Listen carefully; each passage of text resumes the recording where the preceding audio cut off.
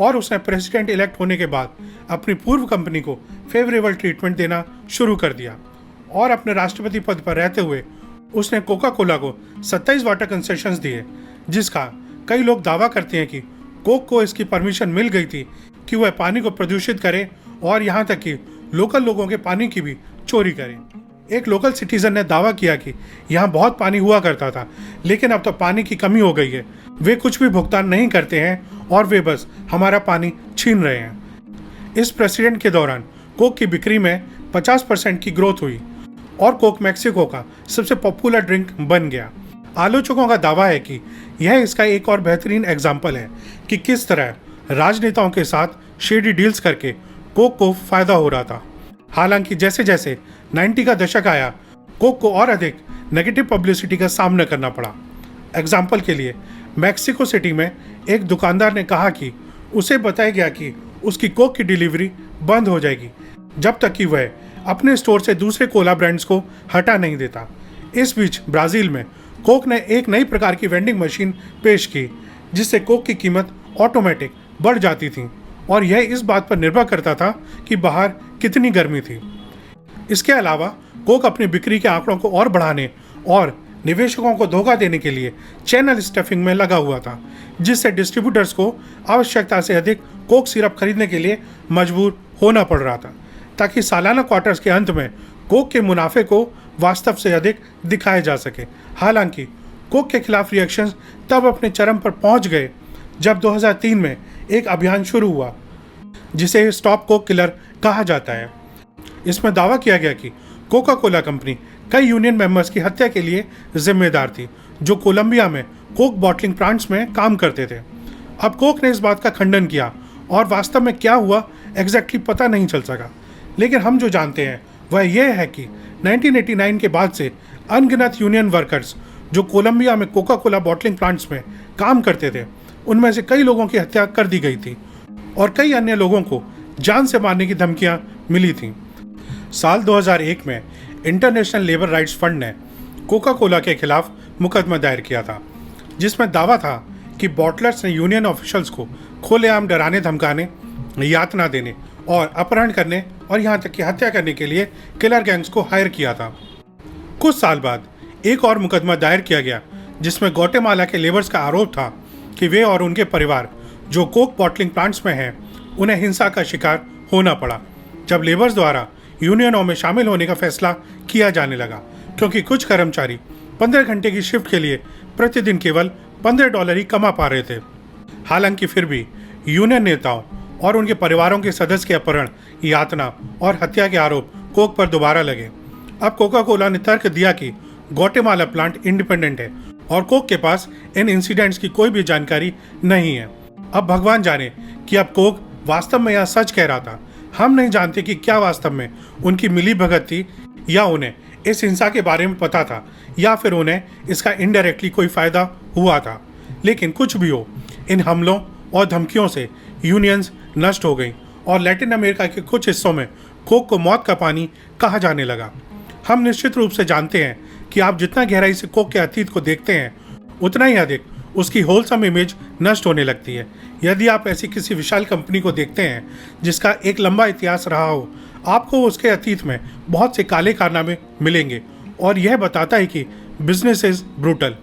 और यह सब सिर्फ कोक पर ही लागू नहीं होता, उसके कॉम्पिटिटर्स पर भी लागू होता है। कहते हैं ना, ऐसे ही कोई ऊपर नहीं चढ़ जाता गालिब, अनगिनत लाशों पर से गुजरना होता है। और यही बात कोक और उस जैसी बड़ी कंपनीज पर भी लागू होती है।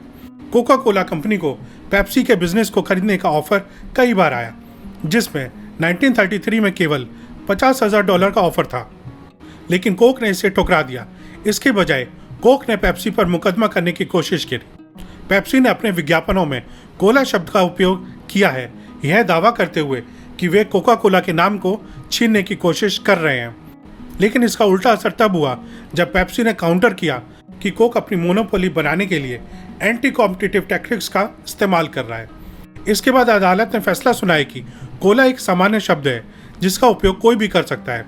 चूंकि कोक ने पेप्सी खरीदने का मौका गंवा दिया था और कोर्ट के इस फैसले के बाद अब कोक पेप्सी के साथ चलने वाले एक लंबी मार्केटिंग लड़ाई में फंस गई। एक समय पर कोक और पेप्सी दोनों ने एक दूसरे को नीचा करने के लिए अपनी कीमतों में कटौती करना शुरू कर दिया, लेकिन जल्दी उन्हें एहसास हुआ कि इससे उन दोनों का ही नुकसान हो रहा है। इसके बाद उन्होंने बंद दरवाजे के पीछे कोई सीक्रेट डील की या नहीं की, इसका पता नहीं, लेकिन जल्दी दोनों ने अपनी एमआरपीज को वापस पुराने जैसा कर दिया और इसके बजाय विज्ञापन पर कंपटीशन करने की कोशिश करने लगे। 1975 में पेप्सी ने पेप्सी चैलेंज लॉन्च किया, जहां उन्होंने लोगों को 2 सफ़ेद कप दिए, एक में पेप्सी और एक में कोका कोला, लेकिन लोगों को पता नहीं था कि कौन से कप में क्या था और उन दोनों का स्वाद चखने के लिए कहा गया ताकि पता चल सके कि उन्हें क्या पसंद है। इस टेस्ट के रिजल्ट से पता चला कि पेप्सी को थोड़े अधिक लोगों द्वारा पसंद किया गया और इसलिए पेप्सी ने अपने सभी एड्स में इस स्टेटमेंट का यूज़ करना शुरू कर दिया। कोक ने इस बात को पूरी तरीके से इनकार कर दिया कि यह सच है, लेकिन जब उन्होंने अपनी टेस्टिंग की और उन्होंने पाया कि पेप्सी ने ब्लाइंड टेस्ट में वाकई में थोड़ा अधिक स्कोर किया है। इस बीच कोका कोला धीरे धीरे लगातार बाजार में अपनी हिस्सेदारी खो रहा था। इसे रोकने की उन्होंने हर कोशिश की, जैसे कि ह्यूज मार्केटिंग कैंपेन्स और प्राइस प्रमोशंस, लेकिन हर साल कोक की बाजार में हिस्सेदारी थोड़ी कम हो जाती थी और पेप्सी में थोड़ी ग्रोथ हो जाती थी। ऐसा लगने लगा कि शायद अधिक लोग पेप्सी के स्वाद को ही प्रेफरेंस देते थे और इस तरह कोका कोला ने एक सीक्रेट मिशन शुरू किया। अब वे कोक का फार्मूला बदलने जा रहे थे। बहुत सारे ट्रायल्स और टेस्टिंग करने के बाद उन्होंने एक नया फार्मूला खोजा जो बेसिक कोक और पेप्सी दोनों से ही बेहतर टेस्ट कर रहा था। उन्होंने ब्लाइंड टेस्ट को बार बार दोहराया और अब डेटा क्लियर था।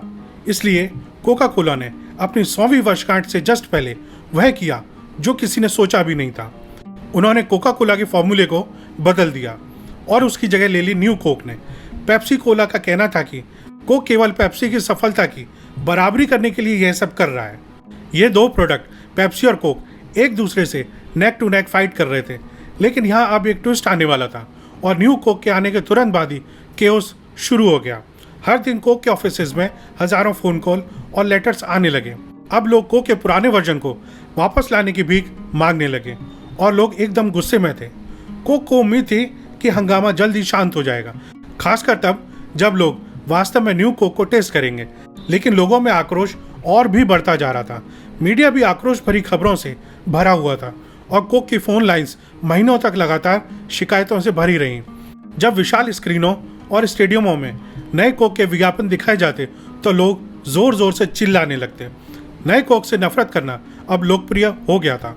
बेशक बहुत से लोग शिकायत कर रहे थे कि उन्होंने नया फार्मूला अभी तक टेस्ट भी नहीं किया था। जल्द ही यह बिल्कुल स्पष्ट हो गया कि स्वाद मुद्दा नहीं था। इससे कोई फर्क नहीं पड़ता कि नए कोक का स्वाद ब्लाइंड टेस्ट में तकनीकी रूप से बेहतर था। कोक की सफलता पहले स्थान पर स्वाद की वजह से कभी नहीं थी, लेकिन वह थी उसकी अपनी बेहतरीन मार्केटिंग की बदौलत। दुनिया ने कोका कोला को एक पुराने दोस्त के रूप में देखा, रोज़मर्रा की ज़िंदगी का एक हिस्सा।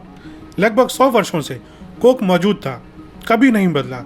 इससे कोई फर्क नहीं पड़ता कि दुनिया में क्या चल रहा है, और इसे बदलने का यही मतलब था कि यह लोगों के साथ एक धोखा था। एक गुस्से भरे लेटर में लिखा था कि कोक को बदलना वैसा ही है जैसे घास को हरे से बैगनी बनाना। तो दूसरे ने दावा किया कि तुमने मेरा बचपन छीन लिया है। महीनों बाद भी विरोध कम नहीं हो रहा था और जल्दी यह स्पष्ट हो गया कि कोक ने बहुत बड़ी गलती की थी। अब कंपनी को पुराने फॉर्मूले पर ही वापस लौटना पड़ा। किसी कंपनी के फैसले के खिलाफ इतने स्ट्रॉन्ग रिएक्शंस का आना इतिहास में ऐसे बहुत कम उदाहरण थे। इसके बाद नई कोक प्रॉब्लम कोक की मार्केटिंग के लिए सबसे बड़ा तुरुप का इक्का साबित हुई। आप देखिए, जब कोक ने घुटने टेक दिए और क्लासिक कोक के नाम से ओल्ड फॉर्मूले को वापस लाया तो अचानक लोगों का सारा गुस्सा उत्साह और प्रेज में बदल गया। अचानक कंपनी के सभी ऑफिसेज लोगों से भरे हुए थे जो कंपनी को धन्यवाद दे रहे थे। एक कोक मार्केट के डीलर ने तो यह भी कहा कि ऐसा लगता है कि हमने कैंसर का इलाज खोज लिया है। पुराने स्वाद को दोबारा पेश करने के तुरंत बाद कोक की बिक्री में तेज ग्रोथ हुई। बिजनेस वीक ने इस पूरी चीज़ को दशक का मार्केटिंग ब्लेंडर बताया, लेकिन कुछ एनालिस्ट का मानना था कि कंपनी ने प्रचार के लिए यह सब कुछ रचा था और कस्टमर्स को यह याद दिलाने के लिए कि कोक उनके लिए कितना मायने रखता है। यदि पूरा स्टंट वास्तव में प्लान था तो यह कल्पना सबसे महान मार्केटिंग गुरु में से किसी एक की होगी, लेकिन ऐसा बिल्कुल नहीं था। न्यू कोक द्वारा ही किया गया एक ब्लंडर था। उन्होंने वास्तव में सोचा था कि लोग न्यू कोक को पसंद करेंगे। अब वास्तव में क्लासिक वर्जन को दोबारा पेश करने के बाद भी उन्होंने न्यू कोक को दुकानों में उपलब्ध रखा क्योंकि उन्हें लगा कि इस बार लोगों के पास वास्तव में नया स्वाद आजमाने के लिए काफ़ी अधिक समय होगा और लोग नए फार्मूले पर कन्वर्ट हो जाएंगे। लेकिन वे फिर से गलत थे। न्यू कोक की बिक्री में कभी सुधार नहीं हुआ और एट लास्ट इसे सर्कुलेशन से पूरी तरह हटा दिया गया। हालांकि पूरी तरीके से गलत होने के बावजूद अंतिम परिणाम यह हुआ कि न्यू कोक ने अनायास ही लोगों को यह एहसास करा दिया कि वे कितना असली कोक को पसंद करते हैं। इस पूरी चीज़ ने लोगों को कोक के प्रति पहले से कहीं अधिक जुड़ाव और लॉयल्टी महसूस करने में मदद की और यही कारण है कि न्यू कोक अब तक की सबसे सफल गलतियों में से एक थी। कस्टमर्स ने भारी बहुमत से निर्णय लिया था कि वे ओल्ड क्लासिक कोक को चाहते हैं और यह कोका कोला की मार्केटिंग की सबसे बड़ी जीत थी। कोका कोला ने लोगों के मन में कोक की जो इमेज बनाई थी वह इतनी स्ट्रॉन्ग थी कि टेस्ट, फैक्ट्स, डाटा कोई मायने नहीं रखता। कई मायनों में कोक अभी भी उसी पेटेंटेड मेडिसिन बिजनेस के उन सभी रूल्स पर काम कर रहा था जिसका उसने वर्षों पहले यूज़ किया था। यह कोई मायने नहीं रखता कि आपका प्रोडक्ट क्या है, मायने रखता है तो बस ये कि आपका कस्टमर आपके प्रोडक्ट के बारे में क्या सोचता है और वह प्रोडक्ट के साथ कैसा कनेक्शन रखता है। हालांकि दुनिया की लगभग 94% आबादी कोक के लोगों को पहले ही पहचान चुकी है और हर दिन कोका कोला की 2 अरब से अधिक सर्विंग्स को पिया जाता है। फिर भी कोक हर साल अपने एड्स पर अरबों डॉलर खर्च करता रहता है ताकि वह अपनी इमेज को लगातार और मजबूत कर सके। लेकिन निश्चित रूप से आप कोक के विनाशकारी प्रभाव के बारे में सुन सकते हैं। बच्चों के स्वास्थ्य, सरकारों से उनकी मिलीभगत और उनके अनगिनत विवादों ने कालीन के नीचे झाड़ू लगाने की कोशिश की। लेकिन क्या इससे सचमुच कोई फर्क पड़ता है? क्योंकि एट लास्ट कोक ने कभी आपको अपने चीनी वाले पानी को बेचने की कोशिश नहीं की है। वे आपको अच्छा समय, दोस्त, परिवार और हैप्पी मेमोरीज बेचते हैं। कोक स्वयं को एक पुराने मित्र के रूप में प्रोजेक्ट करता है। लेकिन दोस्तों, इससे भी अधिक डरावने कारनामे हैं नेस्ले के, जिसने बस अपने प्रॉफिट के चक्कर में लाखों बच्चों और लोगों की जिंदगी को खतरे में डाला। नेस्ले वाला वीडियो देखने के लिए डिस्क्रिप्शन में दिए गए लिंक पर क्लिक करें। आज के लिए इतना ही दोस्तों। आपको वीडियो अच्छी लगी हो तो लाइक जरूर करें। ऐसी और इंफॉर्मेटिव वीडियोस के लिए चैनल के दूसरे वीडियोस भी देखें और जाते जाते चैनल को सब्सक्राइब और बेल आइकन को दबाना ना भूलें। Tata, bye bye.